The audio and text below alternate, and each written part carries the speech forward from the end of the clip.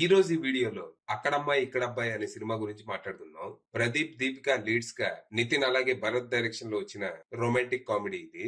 ఈ cinema story ఏంటి, దీని మీద నా ఒపీనియన్ ఏంటనేది ఇప్పుడు తెలుసుకుందాం పదండి. ముందుగా ఈ సినిమా స్టోరీ ఏంటంటే, ఈ సినిమాలో మన హీరో కృష్ణ హైదరాబాద్ లో సివిల్ ఇంజనీర్ గా పనిచేస్తూ ఉంటాడు.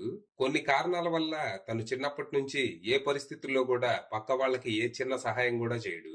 దీని వల్ల మనోడికి లైఫ్ లో చాలా ప్రాబ్లమ్స్ వస్తాయి. కానీ ఏది ఏమైనా తను మాత్రం తన పద్ధతి మార్చుకోడు. ఇక రీసెంట్ గా తన నో హెల్ప్ పాలసీ వల్ల ఆఫీస్ లో తన బాస్ తో ఒక ఇష్యూ వస్తుంది. మనోడు హెల్ప్ చేయనందుకు వాళ్ళ బాస్ పనిష్మెంట్ గా మనోడిని బైర్లంక అనే ఒక మారుమూల పల్లెటూరుకి బాత్రూమ్లు కట్టే ప్రాజెక్ట్ కి పంపుతాడు. ఇక బైర్లంక విషయానికి వస్తే, ఇది బాగా వెనకబడ్డ ఊరు. ఇక్కడ చాలా కట్టుబాట్లు ఉంటాయి. అందులో ముఖ్యమైనది, ఊళ్ళోకి బయట వాళ్ళు ఎవరూ రాకూడదు. వచ్చినా పగలు బయట తిరగకూడదు. తిరిగినా మొహానికి గొడ్డేసుకొని తిరగాలి. వీటికి ఒప్పుకుంటేనే ఊళ్ళోకి ఎంట్రీ అన్నమాట. ఇక్కడ ఇన్ని రూల్స్ ఉండడానికి కారణం రాజా అనే అమ్మాయి. బైర్లంక మొత్తానికి ఉన్న ఏకైక అమ్మాయి, అమ్మలు అమ్మమ్మలు కాకుండా. ఊళ్ళో పుట్టక పుట్టక పుట్టిన ఆడపిల్ల అవటంతో రాజాని చిన్నప్పటి నుంచే ఊరి వాళ్ళు మహారాణిలా చూసుకుంటూ ఉంటారు. అలాగే రాజా పుట్టినప్పుడే తన్ని ఊళ్ళోనే ఎవరో ఒకరికి ఇచ్చి పెళ్లి చేయాలని నిర్ణయం కూడా తీసేసుకుంటారు. ఈ కారణంగానే ఊళ్ళోకి బయట మగాళ్ళకి ప్రవేశం ఉండదు. ఇలాంటి ఊరికి పని మీద వచ్చి అదృష్టం కొద్దో దరిద్రం కొద్దో మన కృష్ణ రాజాతో ప్రేమలో పడతాడు. దాంతో ఊరు కట్టుబాట్లు మీరి రాజాని ప్రేమించినందుకు ఊరి వాళ్ళు మనోడికి పెద్ద శిక్షే వేస్తారు. జీవితంలో ఎవరికి ఎప్పుడు ఏ చిన్న సహాయం కూడా చేయని మనోడు ప్రపంచంలో ఎవ్వరు ఎవరికి చేయలేనంత సహాయం ఆ ఊరికి చేయాల్సిన పరిస్థితి వస్తుంది. మరి తర్వాత ఏం జరిగింది? మనోడు జీవితంలో ఎవ్వరికి ఏ సహాయం చేయకూడదు అని ఎందుకు నిర్ణయించుకున్నాడు? దీని వెనకున్న కారణం ఏంటి? తన ప్రేమ కోసం ఈ రూల్ ని పక్కన పెట్టి ఆ ఊరికి సహాయం చేశాడా? ఇంతకీ మనోడు బైర్లంకకి చెయ్యాల్సిన సహాయం ఏంటి? చివరికి మనోడు తన ప్రేమని పెళ్లిగా ఎలా మార్చుకున్నాడు అనేది మీరు సినిమా చూసి తెలుసుకోవాలి. ఇక ఈ సినిమా పర్లేదు, బానే ఉంది. ఫస్ట్ నుంచి లాస్ట్ వరకు ఫుల్ గా ఎంటర్టైన్ చేసింది. కానీ ఇందులో ఉన్న కాన్ఫ్లిక్ట్ ని మాత్రం చాలా అంటే చాలా సింపుల్ గా తేల్చి పారేశారు. క్లైమాక్స్ చాలా రిడిక్యులస్ గా అనిపించింది.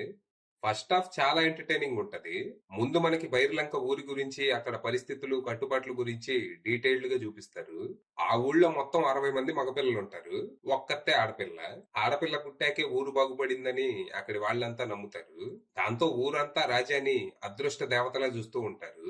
ఆ అదృష్టం ఊరు దాటిపోకుండా తన్ని ఊళ్ళోనే ఎవరో ఒకరికి ఇచ్చి పెళ్లి చేయాలని చిన్నప్పుడే నిర్ణయించేస్తారు. దీనివల్ల రాజా బతుకు పంజరంలో చిలక బతుకైతే, తనకి ఏం కావాలన్నా తన దగ్గరికే వస్తాయి తప్ప తను వెళ్లి తెచ్చుకునే పరిస్థితి ఉండదు. అంటే ఊళ్ళోకి బయట మగాళ్ళని రానివ్వకపోవటమే కాదు, ఊళ్ళో ఉన్న ఆడపిల్లని బయటికి కూడా పంపిరన్నమాట. ఇలా హీరోయిన్ క్యారెక్టర్ ని, తన ప్రాబ్లమ్స్ ని బానే చూపిస్తారు. ఇక హీరో విషయానికి వస్తే, తను ఎవరికి ఏ సహాయం చేయడు అని మనకి ఇంట్రడ్యూస్ చేస్తారు. అయితే దాని వెనకున్న రీజన్ అంత స్ట్రాంగ్ గా అయితే ఉండదు. సర్లే అనుకోవటమే. ఇలా ఓల్డ్ ని క్యారెక్టర్స్ ని మనకి పరిచయం చేశాక కథ బైర్లంకకి షిఫ్ట్ అవుద్ది. ఇక్కడ నుంచి అసలు ఫన్ మొదలైద్ది. ఒక పక్క లవ్ స్టోరీ, ఇంకో పక్క మన హీరో ఊరి వాళ్ళతో పడే ఇబ్బందులు చూపిస్తూ రెండింటిని బ్యాలెన్స్ చేస్తారు. ఇక్కడ సత్య కామెడీ గానీ, గెటప్ సీను కామెడీ గానీ కడుపుబ్బా నవ్విస్తాయి. ఇక ఇంటర్వెల్ ఎపిసోడ్ బానే ఉందనిపించింది. సెకండ్ హాఫ్ మీద మంచి ఇంట్రెస్ట్ క్రియేట్ చేస్తుంది. ఇక సెకండ్ హాఫ్ స్టార్ట్ అవ్వటమే ఒక పెద్ద సమస్యతో మొదలైద్ది.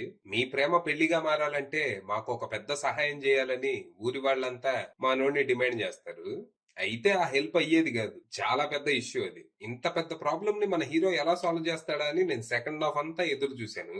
మధ్య మధ్యలో వెన్నెల కిషోర్ అలాగే బ్రహ్మానందం గారి కామెడీతో మనల్ని కాన్ఫ్లిక్ట్ నుంచి డైవర్ట్ చేస్తారు తప్పితే దానికి సొల్యూషన్ వెతికే పనులైతే పెద్దగా చేయరు. తీరా క్లైమాక్స్ వచ్చాక అయిపోయింది అయిపోయింది, ప్రాబ్లం సాల్వ్ అయిపోయింది, బయలుదేరండి అంటారు. ఏదో క్వశ్చన్ పేపర్ టఫ్ గా ఉందని ఆన్సర్ షీట్ చించేసినట్టు ఉంటది. సమాధానం లేని ప్రశ్నలు వేయటం ఎందుకు? మొత్తంగా సినిమా ఫుల్ గా ఎంటర్టైన్ అయితే చేసినా, మంచి సెటప్ ని వేస్ట్ చేశారని కొంచెం డిసప్పాయింటింగ్ అనే థియేటర్ నుంచి బయటకు వచ్చాను.